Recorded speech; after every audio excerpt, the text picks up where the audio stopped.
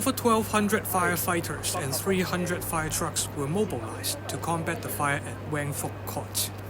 我哋處理咗123名傷者，有51名傷者於現場證實死亡，而其餘72名傷者，我哋亦都將佢送往醫院繼續接受治療。Until 8 p.m., the death toll rose up to 65. 10 firefighters were injured.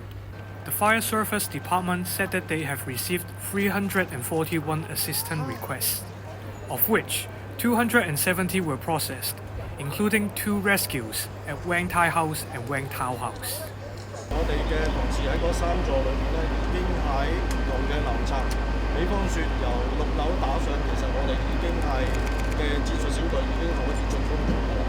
咁我哋只不過因為要抵抗好高嘅溫度，我哋要一層一層小心翼翼咁上去。每一個單位裏面咧，我哋都會破門入去進行徹底嘅搜索，務求令到盡快救出有機會嘅傷者。我哋到呢一刻從來冇放棄過，亦都唔排除會更加救出更加多嘅傷者。The Fire Service Department said that they will collaborate with different departments and will investigate the fire alarm system.